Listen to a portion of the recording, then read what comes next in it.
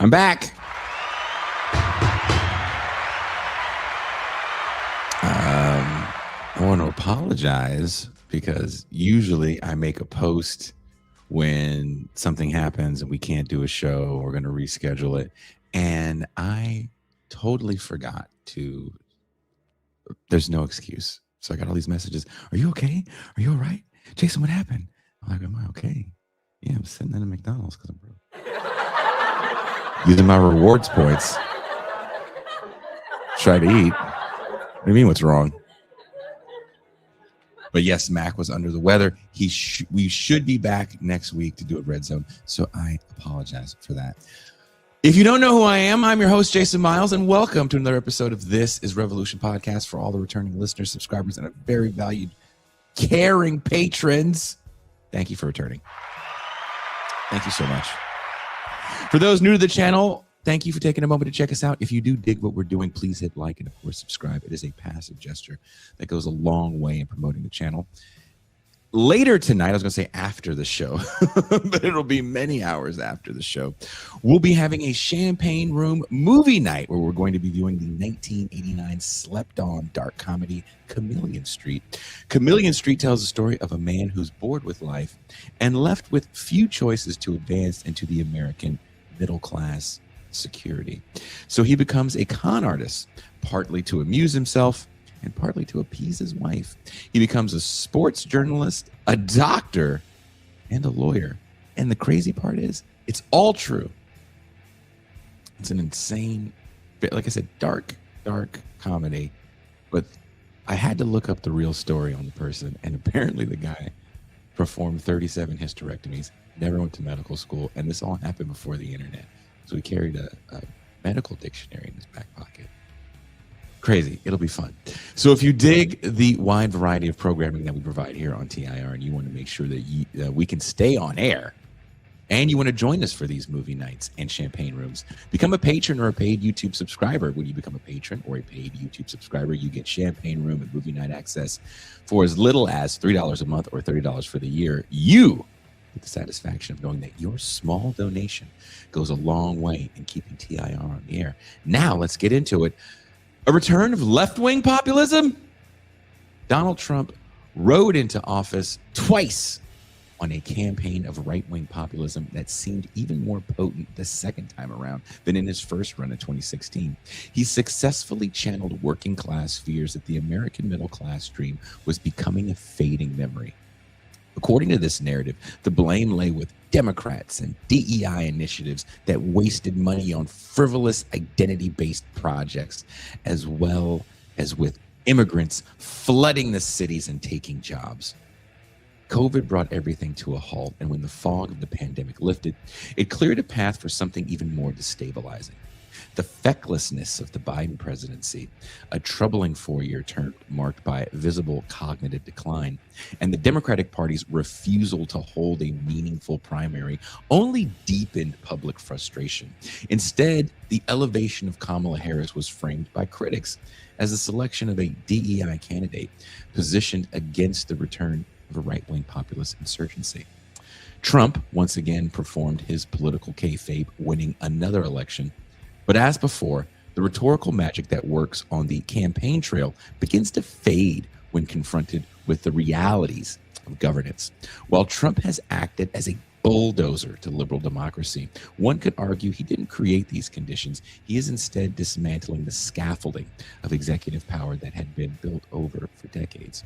Meanwhile, anxieties around AI intensify as the job market deteriorates. The United States finds itself entangled in conflicts abroad, from tensions with Iran to ongoing instability in places like Venezuela and Cuba, all without clear benefit to the American people. The promise of America First reveals itself as what it always was, a myth repeated loudly enough to resemble salvation for a nation grappling with decline. So the question becomes, are we now permanently bound to right-wing populism because it has mastered the American political psyche? Or are we on the cusp of something else, a revival of left populism capable of energizing a dormant political base and waking the demos from the exhaustion of endless resistance? Our guest today, Professor Charles Derber, has a new book, Fighting Oligarchy, How Positive Populism Can Reclaim America. Wherever you're watching or listening to the show later, there's a link in the description to the book. We'll speak with Professor Derber about how we arrived at this moment, who led us into these treacherous waters, and what it would take to build a political program capable of breaking the spell of right-wing populism. Please welcome returning guest, Charles Derber. I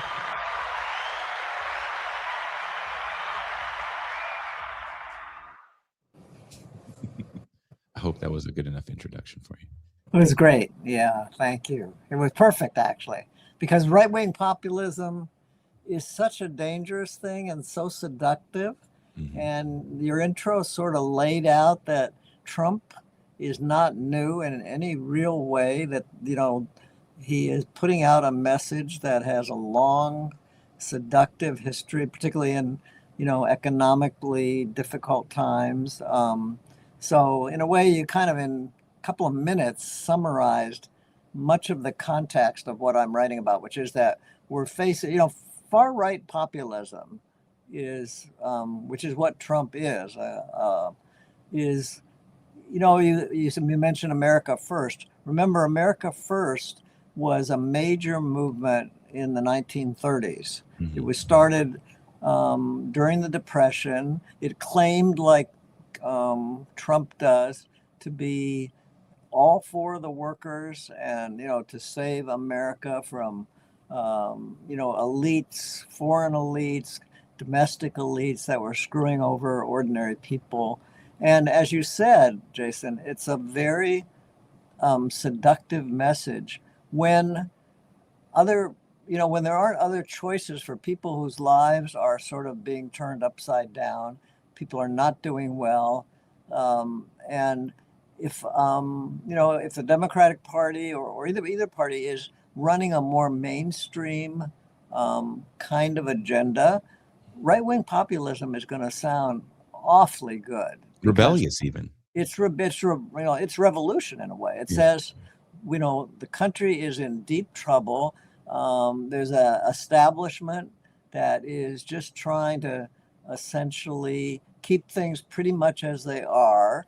And I'm going to make a revolutionary change to sort of free the country of these alien, and typically, you know, this has been tied to white Christian nationalism. It's been tied to Jim Crow. It's been tied to sort of anti-immigrant, anything that's not, you know, anybody that's not white Christian. It doesn't really belong in the country, and they're viewed as sort of at the heart of a lot of what's going wrong.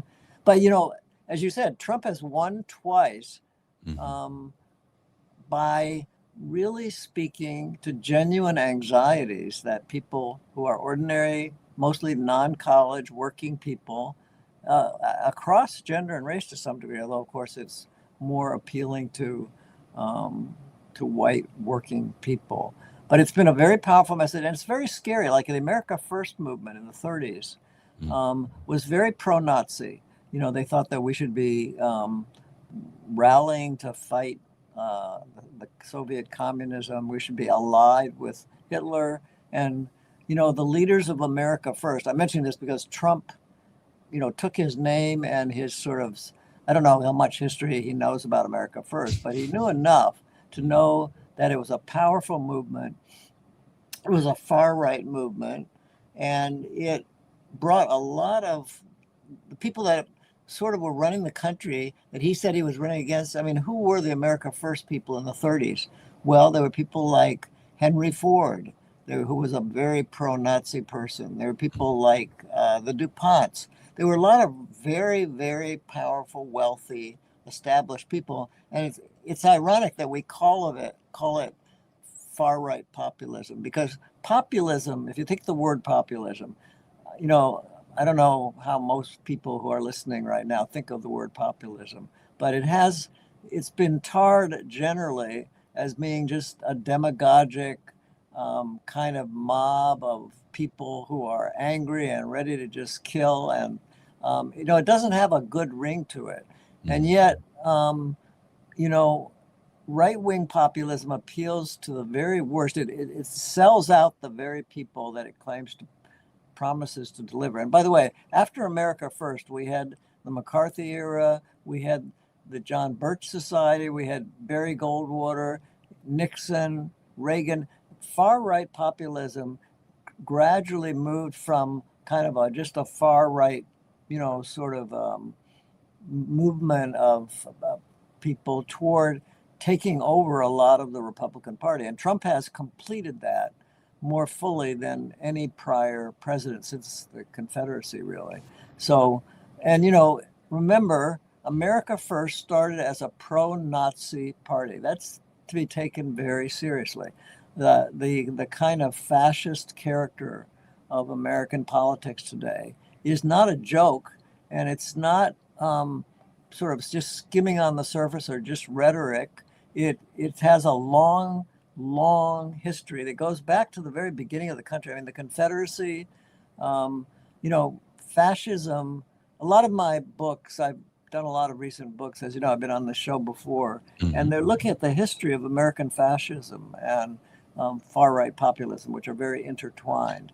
And, the Confederacy, the original Constitution itself had fascist elements to it because, it made slaves non-human property. It argued that fascism is a system of politics that argues that race is central to identity and to true patriotism and to the real people who belong in the country. So fascist movements, I mean, what did Hitler said? He said, the only people who belong in Germany are Aryan Germans, which was a French anthropologist named Lepogue had created this idea of the Aryan race, which is a dubious concept. But, Hitler turned it into a concept of race that became the definition of what a true German meant. And Hitler set about to get rid of all the the people who don't racially belong,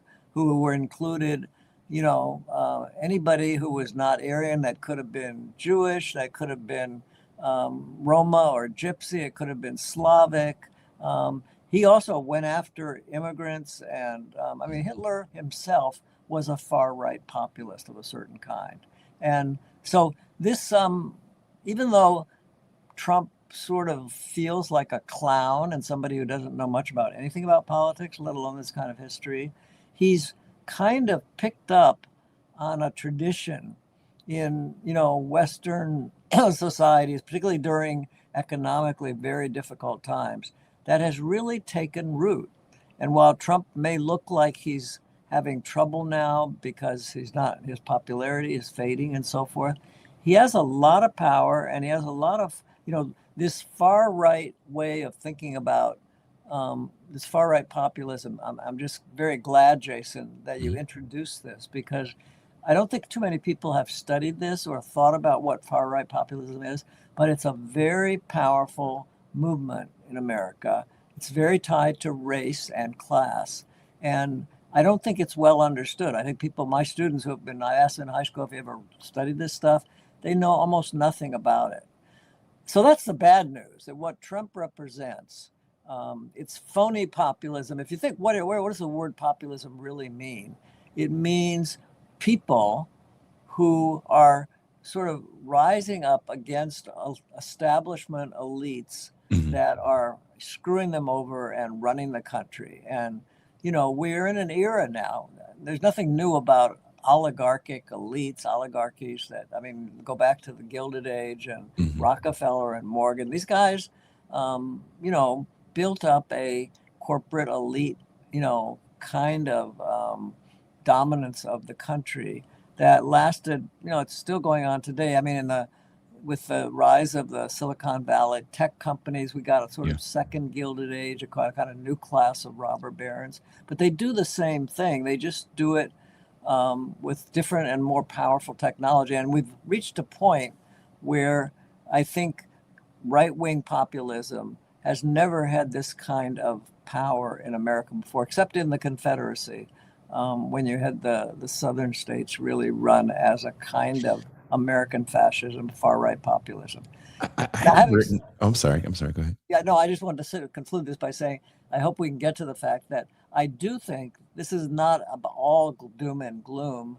There, there is a long tradition of what you were correctly describing as left populism. In a way, my book, Fighting Oligarchy, is really a story about two populisms: the far right populism that I've just been talking about, and the populism we haven't talked about, which is a source of a lot of possibility.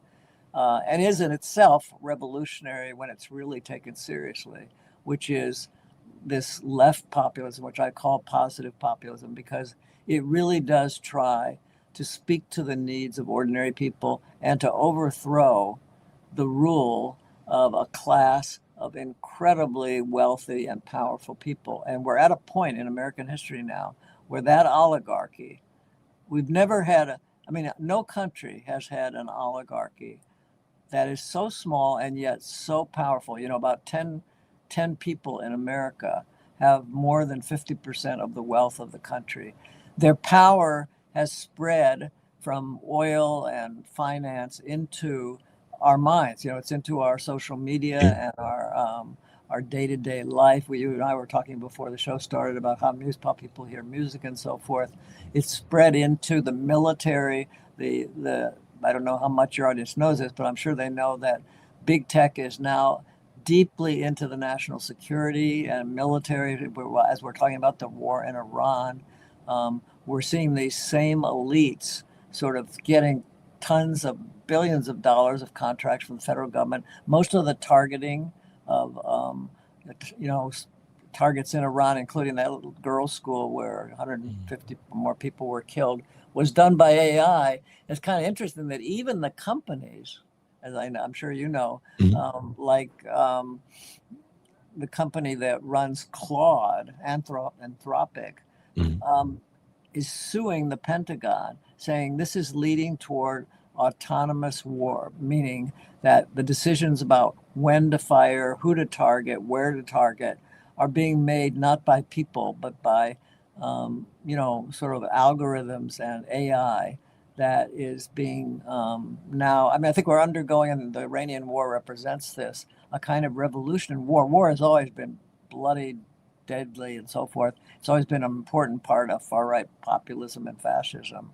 But it's now taking technologically a form that is even more dangerous, perhaps, because the people running these technologies, the people in Silicon Valley, are people who are right at the center of power in America. They have so much money and they have so much control that the 10 richest people, 9 of those 10 own huge media platforms, which is why shows like what you do are so important, because we're losing the independent channels by which people can get information and sort of think about ideas independent of control by far-right populist leaders. And so, but anyway, there is a long tradition going back to abolitionism of what I call left populism or socialist populism, which is very close to socialism, which, by the way, has a lot of popularity in America right now. Yes, it does.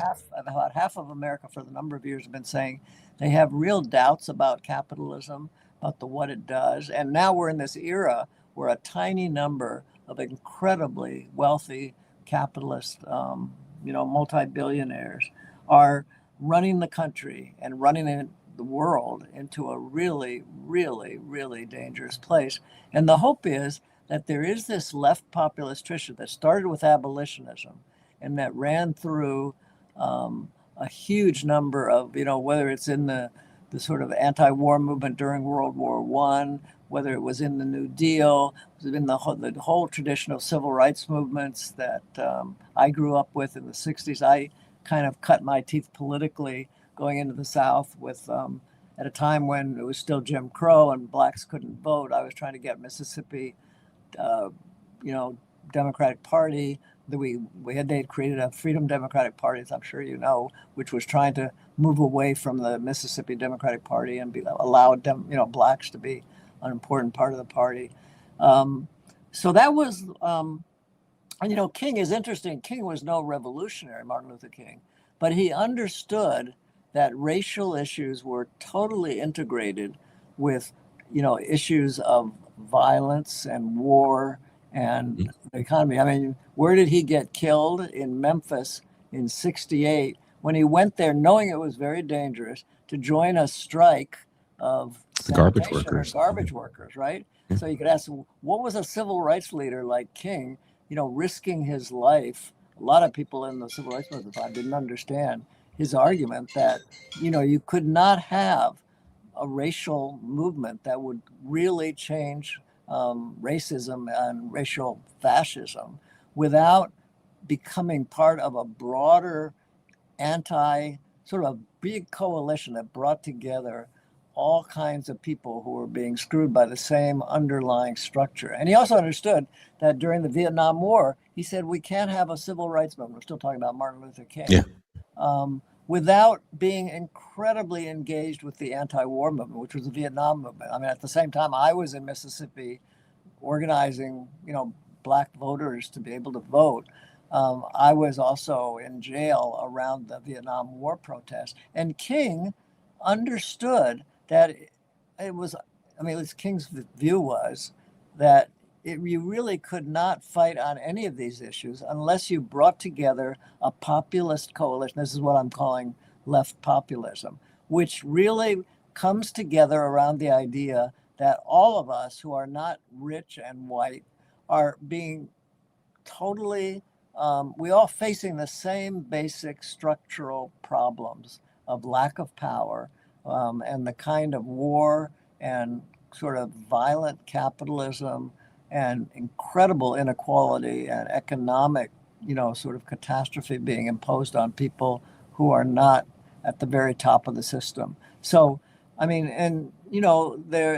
that after King, the feminist movement emerged, you had Occupy Wall Street, you've had, there is a long, powerful tradition of left populism, and which can be quite revolutionary, because in the end, left populism says the country is being run by these rich capitalist people who align with right populist, far right, kind of racially,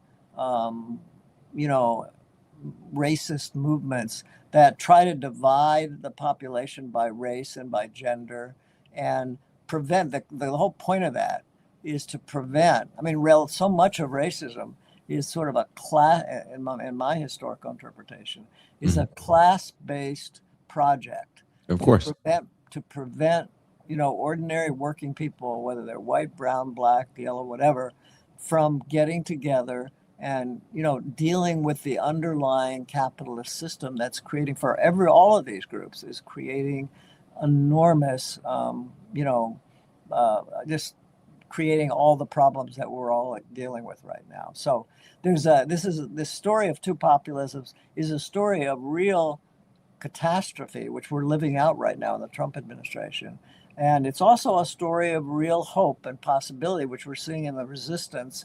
I think this March 28th movement that will turn out probably the largest protest in American history, the third No Kings protest, which is supposed to happen and which will have a heavy focus on, fighting, sort of opposing the war in Iran, which is an incredibly dangerous war. So the sort of, I think what we're talking about here is both a story deep in history, as you suggested, which is really scary, and on the other hand, a story also embedded in history that offers a lot of possibility, and we're seeing on the ground. I feel very lifted up and hopeful about the kind of millions of people I never thought would be sympathetic to immigrants or cross race lines and so forth. So I see a lot of possibility as well. This is an interesting time, and I myself have written, not book length, but definitely article length about Trump and what I call his political kayfabe, which is an old vaudeville term that most people associate with wrestling, because there's a showmanship to everything he does, right? Which is when you make the point about America first. Does he know? my first thought was no, but it sounds good, right? For Right. showmanship purposes. I don't think agree with you, he- Jason. I don't think he knows anything about the America First movement. I really don't. But it sounded good, and he's a showman. So I don't want to interrupt you, but yes, I Yeah, think you're exactly right. it's one. But there's a difference between Donald Trump in 2000, which I wrote an article in Current Affairs where I mentioned this. In 2000, when he's running for president, you know, he says that he wants his vice president to be Oprah Winfrey. And No on kidding. Larry King, Ah, yeah, a lot of people no forgot about that kidding. interview. Huh? It's a good thing I spent so much of my youth with my eyes glued to a television. Right. That really Um, astonishes me, actually, because the guy has been a racially, toxic figure. His father was in court for racial yeah. discrimination. He's always been a horrific racist. So I'm actually very surprised about that. Oprah's rich though. Yeah, well, You know, that's true. right? He hung out with rappers all through the 90s and the 2000s, not because, he hates all poor people. Right. I, Absolutely. I think he wouldn't mind stepping on any of his followers as they're wearing his hat with a degree from Trump University in their hand Right. and holding a Trump stake in the other. He would feel nothing but joy stepping on them to get to where he needs to go. Absolutely. But what's And he has no interesting, shame about that. No. none. And it's all related to greed and grift and just focus on, I mean, that's like the oligarchy general. These people are just in life for themselves. They have no sense of obligation or responsibility or caring for the vast majority of people because their whole life and their whole business and their whole way of life, if they were sensitive to the kinds of values that you're sort of talking about, they wouldn't be able to live the life they're doing, so to live the kind of, extremely wealthy, powerful life that they lead, whether it's in just the big companies, in finance, in the military, in the White House, they have to shut off any kind of emotion that would make them feel bad about how they're screwing over the very people who voted they talked about supporting and voting. So I agree with you. I don't think that Trump knows very much about any of this history, and I don't think he gives a damn about these ordinary people at all. And what you said that really resonated to me was he likes rich people. That is what he's all about. If you're not rich, then Trump is going to have absolutely no interest in you, which is ironic because a populist presumably is representing ordinary people who are not rich against the great powers that be. But I think you're absolutely right. He couldn't care less. The fascinating thing about Donald Trump is that I think a lot of people ignore, and the reason why I really wanted to write that article for Current Affairs, and I'm working on a multi-part documentary series about kind of the rise of Trump and this kind of political kayfabe, how it works in news, how it works in the way that we understand the world actually through this lens. We forget sometimes that he spent the majority of the 90s and into the 2000s on television dealing with a certain kind of person on television, right? He was never really part of the elevated class of high society. Correct. Actually, high society didn't like him.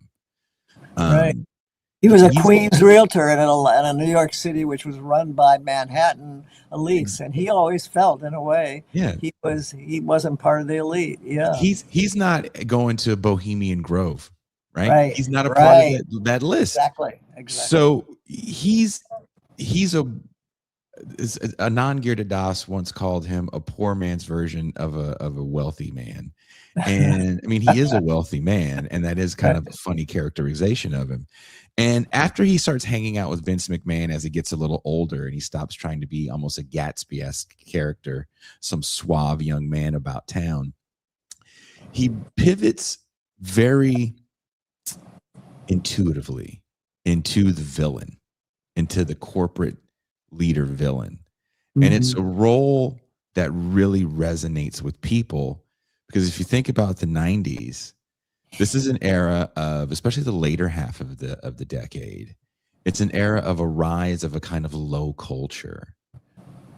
Talk shows replace soap operas, replace game shows, and then talk shows degrade into these kind of parades of depravity. Pro wrestling gets better numbers than the Super Bowl, and Trump is there in the middle of it the whole time. And I think he knows how to speak a certain kind of language.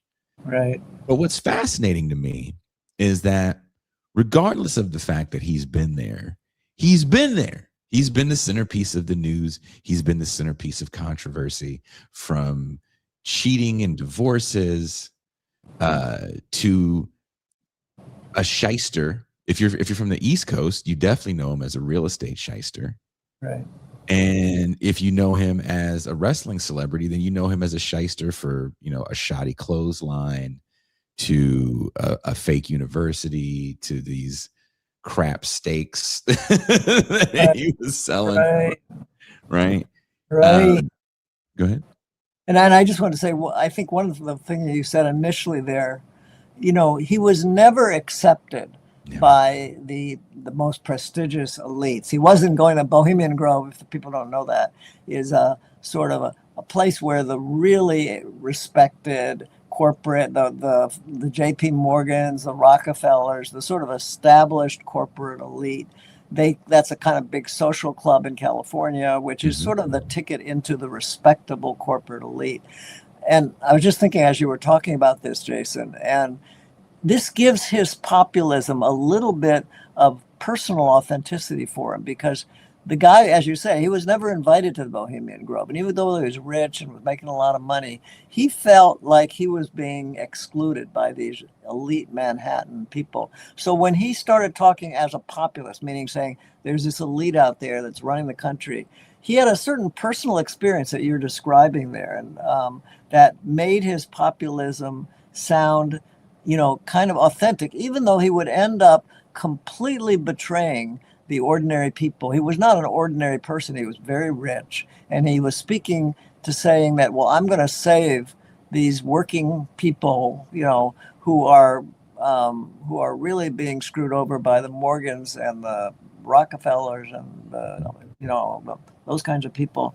And it had a certain, he could get away with it in a way, because I think he did feel personally that he was being excluded, and there was always a burning resentment that he had against the very rich, even though as soon as he became president, he joined up with the richest people in the world. I'm talking about Elon Musk and Bezos and Zuckerberg and, Peter Thiel and all these multi-billionaires out in the West Coast in Silicon Valley, who have become the new robber baron elite, probably the most wealthy, concentrated elite of power, with so many different kinds of power. These guys in Silicon Valley, the big tech guys, they've taken over. I mean, the early robber barons had industrial power. They had political and a great deal of political influence and so forth.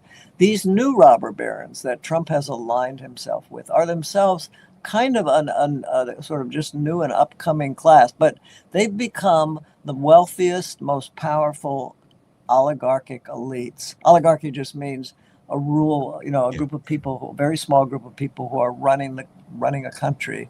And these guys, I don't think there's ever been in history such a small group of people. I'm talking about the people who run these big tech companies, and the AI, who are sort of driving the algorithms and the tech revolution. I talk a lot about them in this book, Fighting Oligarchy, but in a lot of my recent books. And I do that because I think they're really scary, because they've moved very heavily toward the right-wing populism that you were talking about before. I mean, Elon Musk, as probably a lot of your viewers know, his grandfather was leading the fascist white party in South Africa. His father was part of the Nazi party in Canada. So his family legacy, and Musk himself, is overtly pretty Nazi, and then you take people like Peter Thiel and other very, very influential people in Silicon Valley. These people have increasingly tight ties with kind of neo-Nazi and far-right populist kinds of people with a lot of money and a lot of power. And, it's becoming hard with Trump himself, so closely aligned with what I call American fascist traditions of race and sort of sort of like, he comes naturally in a way toward this sort of nationalist idea that we've got to build a country around white Christians. I mean, in a way, it's just salesmanship. As you say, Jason, he's above everything else. He's a salesman. Anything can be sold. He's selling perfume. He's selling boots. He's all Trump, things. He's selling national security briefings for money. I mean, this guy is still just trying to pick your pocket. You mentioned Trump University, that was a fraud. His philanthropies were all seen to be just taking people's money. I mean, this is that kind of lowbrow capitalist sort of game, but he's tied it to these really sophisticated capitalist leaders out in California and in big oil. I mean, the old robber barons are still very, very important. The Morgans and the Rockefellers are still, we wouldn't, I asked my class, I teach these students here out in Boston, and I asked them, if Iran were a broccoli field rather than an oil field, would we be there? And not a single student thought we would be fighting a war in Iran right now if there weren't if there were broccoli there rather than oil. And so, everything we're doing now is sort of serving the interests of this it's not like they're always know what they're doing, and Trump never knows what he's doing. He's just sort of like going by instinct about what he can sell, and he can lie about anything.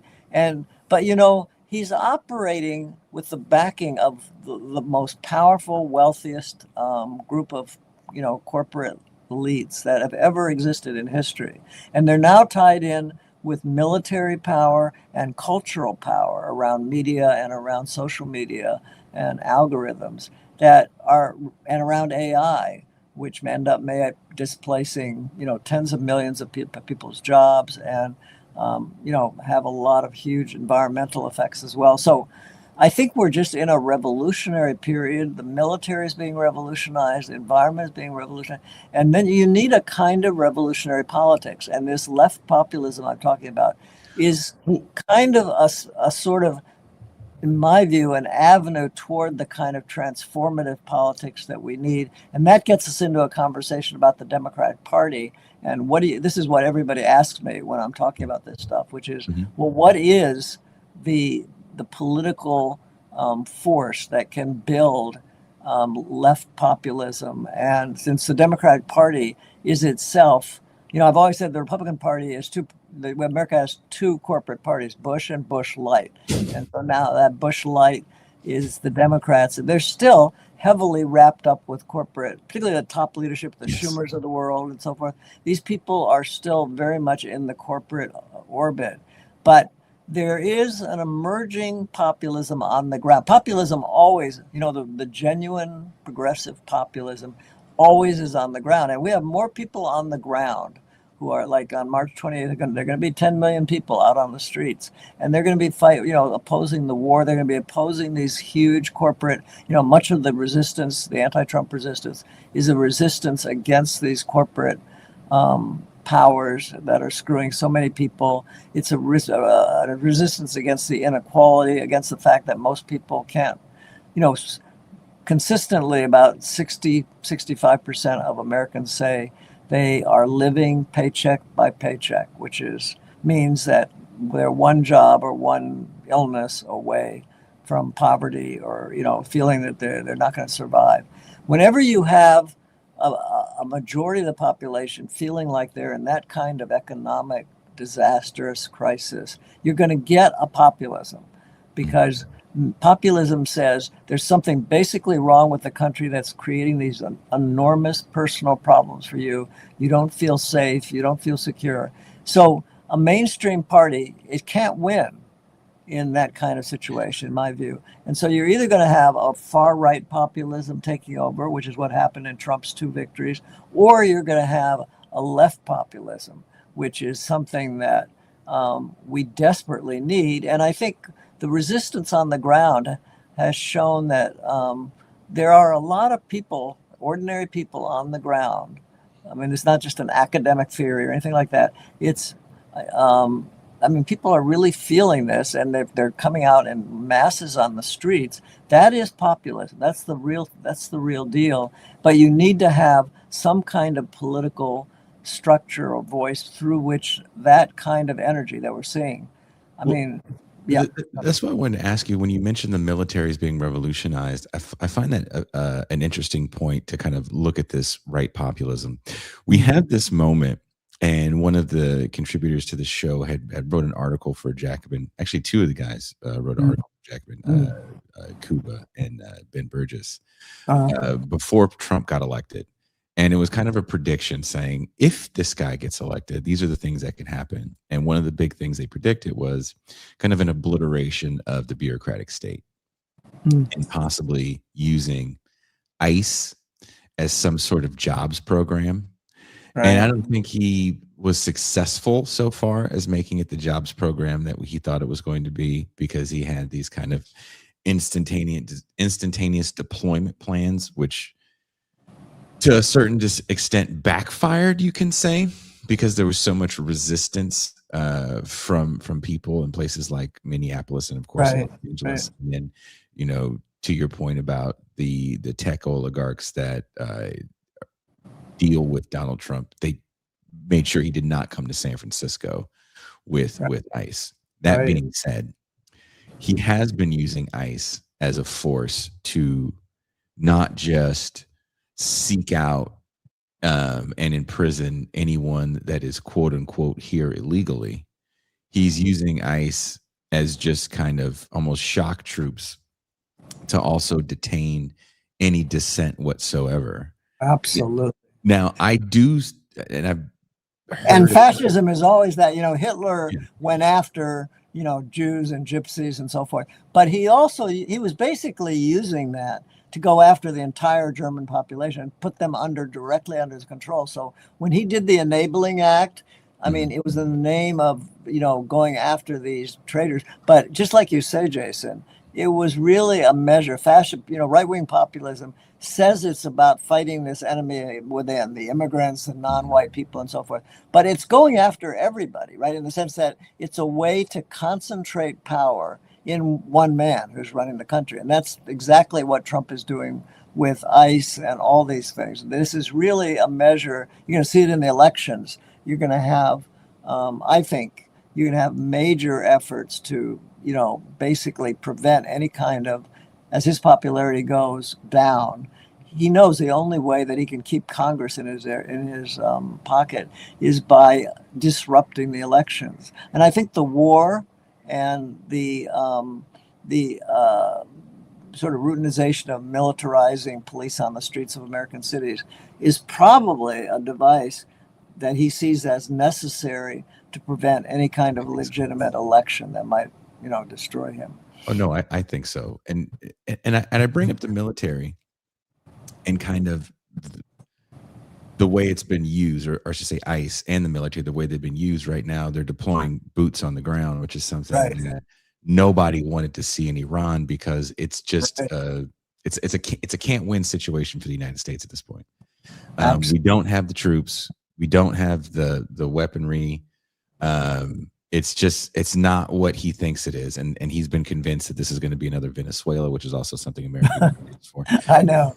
I think Venezuela was his model. He thought he could go in, and, you know, overnight take out the Iranian government the same way he did in Venezuela, the way he's trying to do in Cuba right now. It ain't going to work in Iran, that's for sure. And Venezuela is going to have some blowback for him as well. As one thing that the Trump administration has proven is they're not honorable deal makers.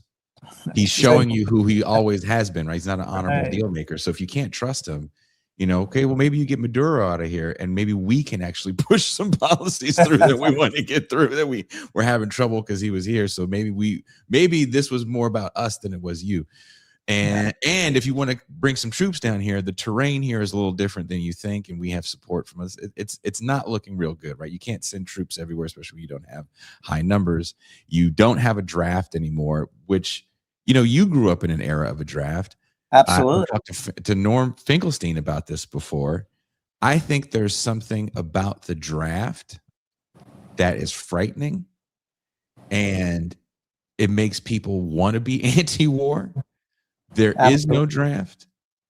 And although they're talking about it a little bit right now, and my students who are, draftable, we talk about the draft in class and what they would do. And you're absolutely right. I mean, people become political when they feel personally, it's viscerally affecting them. And boy, there's nothing like a draft that makes people feel, oh yeah, this war out there I never think about.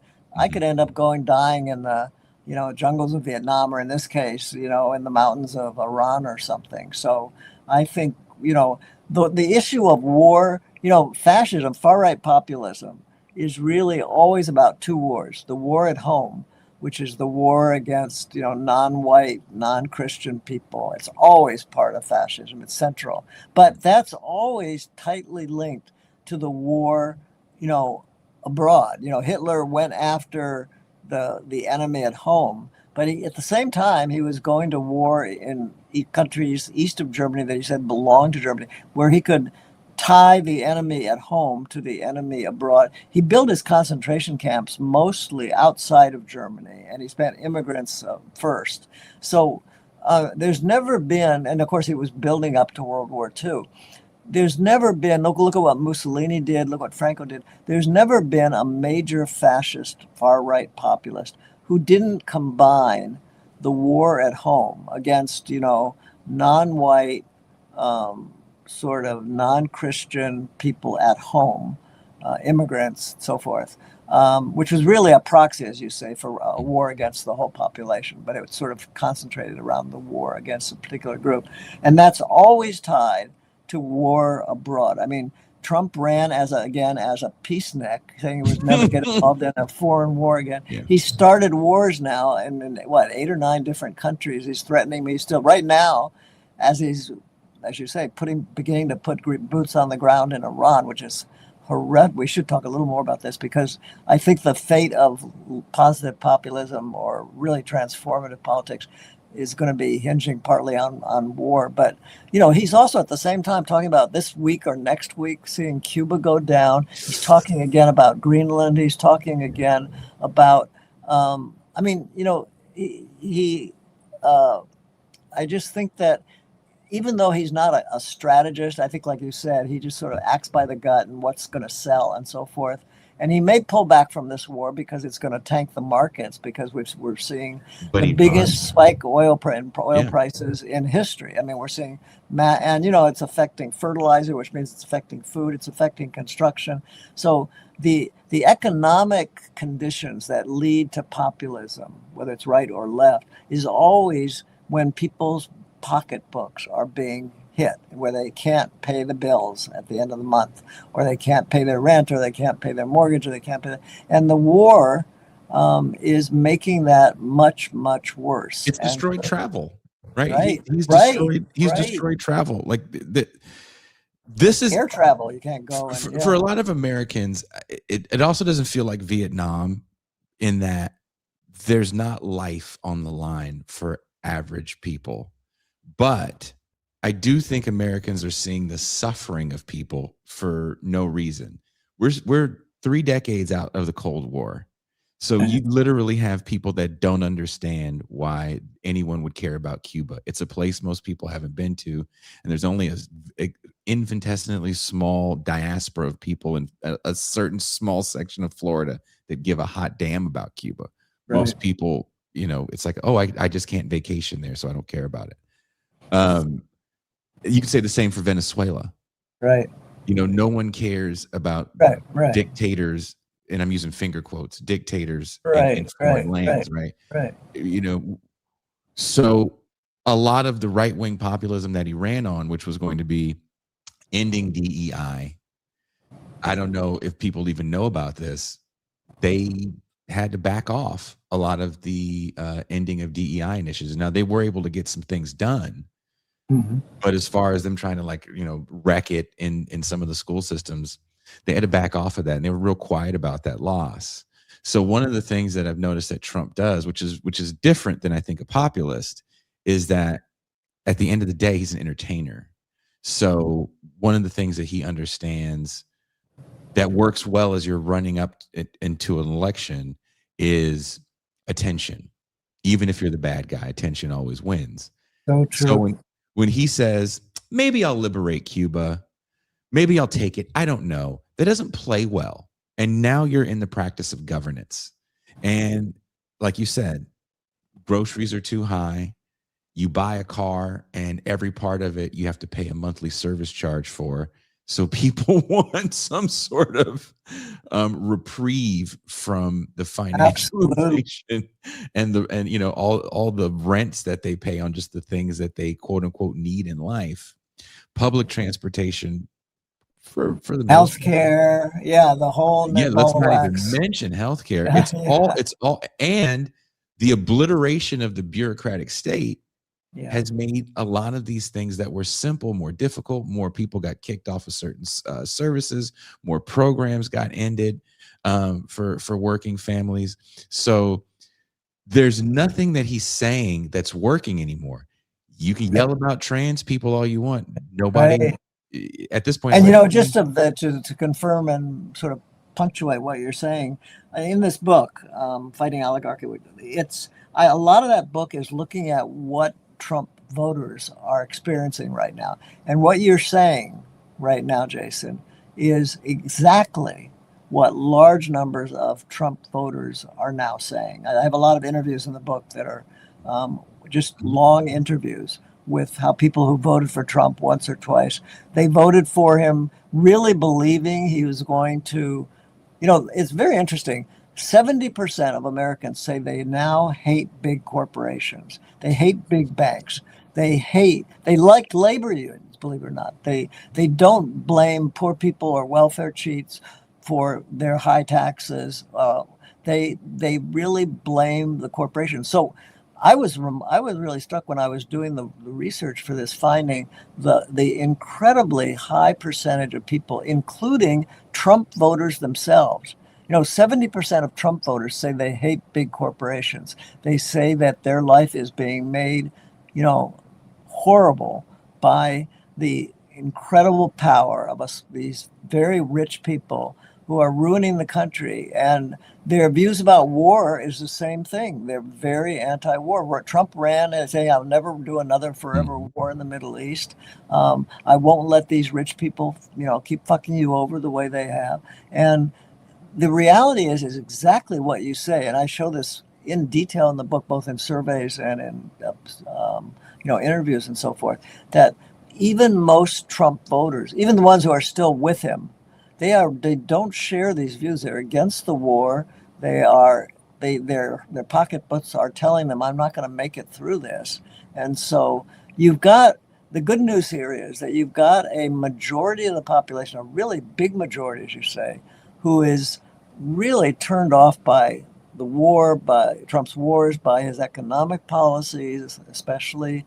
And that means, the other good thing is that you're seeing these people out in the street that I never thought, a lot of older people, a lot of white people who I never thought would respond the way that they did, but they don't like brown people who they may be immigrants, but they work at the dining, the restaurant or wherever they go to. And then like in Minneapolis, you had really people showing up with real courage and real sort of sense of, I want to help my neighbor. I'm going to take their kids to school. I'm going to do shopping because they're too afraid to go out. I mean, that's the kind of feeling for other people that's behind a real, populist kind of transformation. And I honestly, Jason, I never believed that it would emerge at this scale, because when things are really hard and the whole way American capitalism works, people they grow up learning, I got to focus on myself. I got to be focused entirely on what's happening to me, because I'll sink if I don't. It's a sink or swim kind of economy, and there's nobody backing you up. So the fact that so many people, and Minneapolis was a great sort of story of this are, turning out to help people who are brown or in trouble or poor. That's just, to me, a sign of hope, and why I don't think we should be giving up, even though it's a very scary time, because Trump is going to be in power probably for the next 3 years, and he's got, the people like J.D. Vance and Rubio and Stephen Miller. These guys are really scary people, and they have access to a lot of money and a lot of power. So I don't think we're out of the woods, but I think you're absolutely right that what Trump is, a salesman who's finally sort of things that he can't sell very well. I don't think he's selling the Iran war. And it's the most unpopular major war in American history right now. And I don't think he's selling his economic program. And so, as you say, this is a guy who wants attention, who wants to be, in the spotlight in a favorable way and say, I'm the best there ever's been. And I don't think that has much credibility anymore. And we have real opportunities if people are not scared, and if people come together in these large coalitions that we're beginning to see out in the streets, which again are coalitions that the kind of thing that I think King, even though he wasn't a revolutionary, I thought of King as sort of a guy who was, very moderate and so forth. But the guy did understand. The fact that he went and died as part of a labor strike tells me that he really he knew that it was dangerous to go to Memphis. And a lot of his advisors were saying, don't get involved with the labor movement. Don't get involved with the anti-war movement. It's going to just undermine the chances of getting these civil rights passed. And he rejected that and said, the only way to make progress on racial issues and civil rights and human rights and so forth is by building these large coalitions. Remember when he said, how can you expect anybody to stand up against the violence turned against blacks all through American history, particularly in the South, when America is committing violence against people of color all over the world? He was talking about Vietnam at the time, but also Indonesia. There are all kinds of wars that America were waging against people in the third world. So I just think that history of a kind of broad coalition where ordinary Americans come together, understanding that they have to have a kind of cross-race, cross-gender, alliance around focusing on these deep, economic and military issues that everybody is confronting. And that's at the source, really, of all the problems we're dealing with. I think there's hope that this is beginning to emerge. I'm looking forward to March 28th, which is just a couple of weeks from now. And I think we're going to see the biggest protest in American history.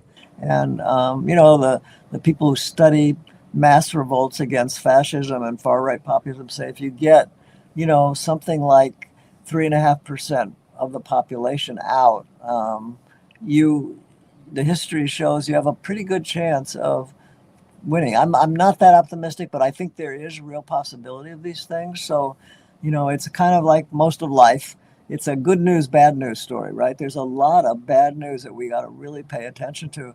When you've talked about putting massive boots on the ground in Iran, if that moves forward, as it appears to be, that's about as bad news as you can imagine. On the other hand, all these things we've been talking about people also boots on the ground in Minneapolis and in cities across the country, again, those boots on the ground are a real source of hope. And so there are things to really, and what I tried to do in this book, I kept kind of feeling sort of schizophrenic in the sense that these two stories of these two populisms. One is a very, very scary story. It's a Nazi story. The other is a really hopeful story that's endured throughout. So, the book is kind of interesting in the sense that it sort of, and I think in this sense, it's very true to life generally. It intertwines all of the scary, terrible things that we're confronting with a lot of hopeful, things that can really lift your spirits and make you feel there's real possibility here. So, but it requires understanding, and you said this so well right at the beginning of our conversation, Jason, that Trump is not, part of the reason that he's gotten a lot of traction is that he's not new. What he represents, and as you know, because you and I have talked to this about a little bit before, but the authoritarian traditions of rich oligarchs and racial, incredible racial hierarchy. These go back to the very beginning, to the Constitution. The Constitution is not the idyllic document that people claim it. It's a, the Constitution was written, the people who wrote it, they had in mind the Magna Carta, which was a British revolt against King John in 1215. That was not a democratic constitution. It was called the Article of the Barons, and the barons were the British nobility, who, when they had their Magna Carta revolution, that was not to make Britain democratic. It was to make Britain, the nobility, be able to share more in the power and the wealth of the king. King John was going and fighting wars out in France, and the nobles had to pay for this, the barons. And it was literally called what the British Constitution there was called the Article of the Barons. Well, what is the American Constitution?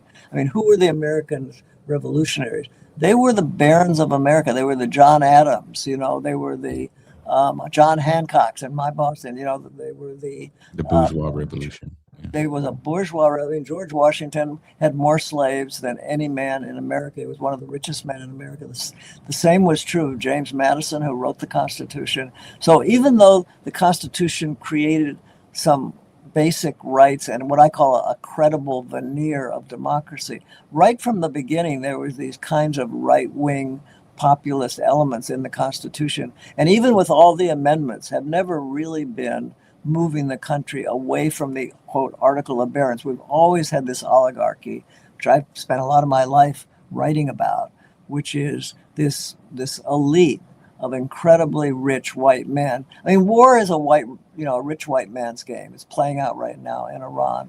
It played out in Vietnam and so forth. Capitalism is a rich white man's game. I mean, the whole history of America is this game.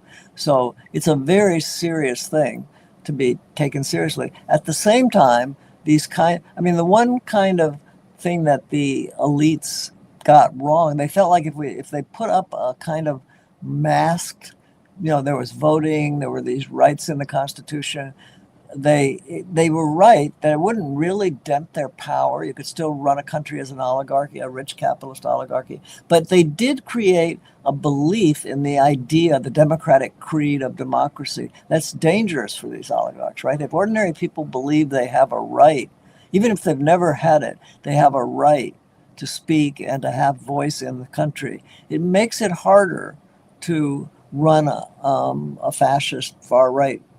So American fascism has always been there. It's always been compelling, but it's been countered by the belief of the American people that they do have rights, that they should be allowed to have a voice. And, it's going to be very interesting in the elections coming up because Trump is going to basically disrupt those elections. There's not going to be, and it's going to be really important. And I don't know how the public, all the people who are out in the streets right now, I don't know how they're going to respond when Trump, really puts his hands into the ballots in Maricopa County in Arizona or out in any of these swing states where it's going to be close. It's going to be corrupted. Trump is as corrupt as you can get. He's probably going to use these ICE agents and other militarized forces to intimidate people.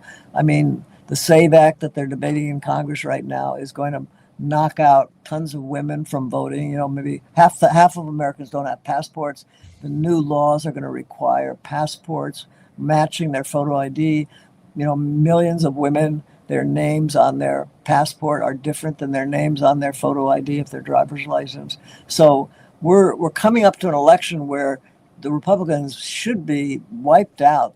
Trump should be wiped out. But there's going to be so much fear and control and manipulation of the elections that it's just impossible to know whether what you've been describing, which is this sense of Trump is finally losing his magic to sell all this corrupt stuff. He may still be in a position to use the military to disrupt the elections. One thought I've been having, he said this, the main way Trump governs is through emergency declarations. He's declared 21 different emergencies. He created tariffs based on an economic emergency. He put that area that's militarized in Texas and on the border as a huge militarized area. All this is done. The Constitution gives the president to the right to unilaterally declare an emergency. And there are a lot of different kinds of emergency. And the definition of an emergency is very, very vague. I mean, Hitler got power in Germany because he declared Article 48 of the German emergency, which allowed him to essentially shut down the German parliament and to run the country completely by, on his own fiat. Trump has constitutional powers. This is partly what's confusing, that he mixes constitutional and non-constitutional, legal and illegal ways to run this kind of American fascist regime. And the Constitution gives the president an amazing amount of power through both executive orders, what are called presidential memoranda, and through emergency declarations to basically really take over all kinds of powers, whether they're tariff powers or they're war powers and so forth. And Trump I think, is moving toward this. Iran war was partly a little bit of a playing around with the idea that you get used to the idea of being in a wartime emergency, like after 9/11. Remember, the Patriot Act was passed after 9/11, and Bush, the power of the imperial president, was enormously increased after 9/11. I think Trump is probably sort of fantasizing that that now there's this new terrorist emergency with all this terror that Iran is he's going to claim is producing, and that is going to give him license to declare emergency around the elections, put more of these ICE and militarized forces on the streets, particularly in black and brown districts where they've always been making trouble in terms of people feeling safe to vote.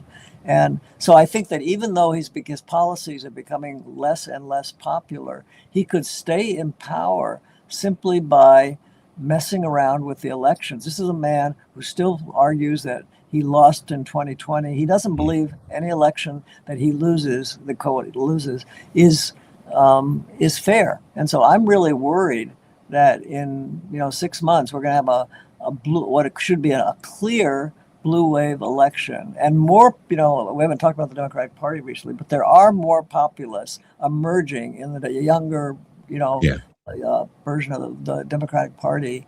And so if we could have fair elections, I think we could have a lot of hope about the coming election. But given the amount of disruption and the fact that he's already talking a lot about emergencies and putting on the streets these police agents in areas of the cities where, black and brown, a lot of women turn out. I just don't know how these elections are actually going to turn out. We'll see. I mean, I think all of our fingers are crossed. The only thing to think about, I don't even know how positive this is that Minneapolis really messed with a lot of the morale within ICE, that and a massive hire of very untrained, unready people. And also, there's a massive difference between operating with a certain kind of impunity on these desert borders. I live not far from the border. Right. Yes. A former border patrol whistleblower on the show, and some of the stories that she told were nightmare fuel, to say the least, of some of the things that happen there. But it's a reality. You can do that under the cover of the vastness of that area, right? Yeah. It's a little different when you're trying to do those same things in a major metropolitan area, literally 1,000 miles away from that southern border. And, we saw it, we saw it the way those people were handling themselves, shooting so quick. And this is all under Trump's watch. The downside to this populism on both sides is that, and I guess we'll end with this, is that we can get swept up by personality. And because of that, for example, Kristi Noem becomes the face of DHS, and to some degree she becomes the face of ICE. And Trump doesn't care what people do. So Kristi Noem wants to spend $1 trillion doing a whole campaign of propaganda of her riding a horse and snatching up brown people. I don't care. But she becomes the face of that. So when you get rid of her, there is a bit of a sigh of relief. And it's like, well, it's not over, because there's going to be someone else that replaces her. that's going to be from this administration. Right. They won't be elected by the people. Absolutely. So, well, look at the guy that Trump has appointed to replace Noam. He's worse than Noam. Worse. Yeah. That's what I'm saying. You know, it's the personalities that are at play. Pete Hegseth, you know, right, Kash right. Patel. These are guys. Dave Miller. Yeah, right? I mean, some of these guys are straight out of the TV. Yeah, just unbelievable. They're walking from the set on, and they're doing the same thing. They're performing the same way. And if you get rid of one personality, you don't want to elect them with another personality because it seems a little bit better. But that's my fear, is that sometimes people get like, oh, we won this victory because we got Kristi Noem out. It's like, no. Right. You know, right. There should be some hope that people have, that enough people came out to push back and say no, that the administration realized, okay, we can't keep doing this because we're going to start a civil war. We might have to pull back a little bit. Although these guys are pretty willing to go. I mean, you know, the polls are showing that the country, you know, people are arming up in anticipation of a civil war. There's a lot of political violence. About 40% of Americans say that they expect a new civil war. I mean, right-wing populism is all about the civil war. You know, it's the idea that we've got large parts of the country who don't belong to America. We've got to have a war and get those people out. And I mean, Hitler talked that way. I don't think the Trump is all about making it normalized for American troops to be used in American cities. I agree with you. Minneapolis was an incredible beacon of hope, and it really showed, and it did really weaken it. At the same time, ICE has the largest budget. It has $175 billion. It's the largest law enforcement budget ever in history of any kind. It's larger than most countries' militaries. They're still out there on the street, the people running. I mean, it's Orwellian, the Department of Homeland Security sounds like an Orwellian fantasy, you know, but it's just a name that evokes the idea that the country is under attack by these, you know, black and brown and immigrant types of people, and we've just got to go after them with everything they got, and we might need a civil war to take them out. And so I don't think that fear of civil war is going to put a brake on these people, you know, running the administration with Trump. I really don't. I think that Trump will do whatever. If he can muck around with the elections and he has to put troops around voting stations, or, you know, jail some election workers and so forth, I think he's really ready to do that. So, I mean, I think and I'm listening to a lot of lawyers talking about how the Democratic Party is staffing up to try to protect the voting booths and try to use the courts. And, you know, there's been a fair amount of success with the courts, but he's just trampling over the courts in a lot of ways. And the Supreme Court, well, it comes every now and then, will come up and, you know, like around tariffs, and put a hurdle in his way. We still have an awful lot of work to do, but I do want to just affirm what you agree with you, Jason, that Minneapolis was a real beacon of hope, and it just really pushed them back on their heels. And it didn't end ICE. ICE is still a massive military force for waging war on the American people. It's not about just immigrants. It's about the American people being under attack by its own military. And I think Trump will go as far as he needs to make that happen. But there's a lot of ways in which we can act if we continue to get people out there that is going to make it more and more difficult for him to do that. Well, wherever you're watching or listening to the show, his name is Professor Charles Derber. The book is Fighting Oligarchy. There's a link in the description wherever you're watching or listening to get that book. Again, thank you so much, Professor Derber, for taking the time to hang out with me. I hope you have a very good rest of your day. We were talking about music earlier. What album are you going to listen to chill out after this show? You know, I feel so good after talking with you, Jason. I'm going to just sort of let that conversation sort of stew in my mind a little bit. But Jason, thank you so much. Your questions and your reflections are so important, and I really appreciate your taking the time to talk with me. Hey, I appreciate you coming on the show. Have a good rest of your day. You too. Take care. Peace out. That is Professor Charles Derber. I am Jason Miles. I will be back. I forget what time. But it will be for patrons and paid YouTube subscribers. We're going to have a fun movie night. I think you guys are going to really enjoy this movie. I really dug it. We've been on a pretty good movie roll, I think, with the movies we've been watching, right? You guys liked, as depressing as Wanda was, the 1970 classic. It was a really good movie. We talked until, Jesus, at least 11:30 my time. So you guys were talking to the wee hours of the morning about that movie, our reflections on it. I can't wait to see what you guys have to say about Chameleon Street tonight. So I'll see you guys later this evening. I'm probably going to go to sleep because I've been up pretty early. So on that note, let's go out with cartoons. That was a good conversation. There is hope. There is hope. Peace.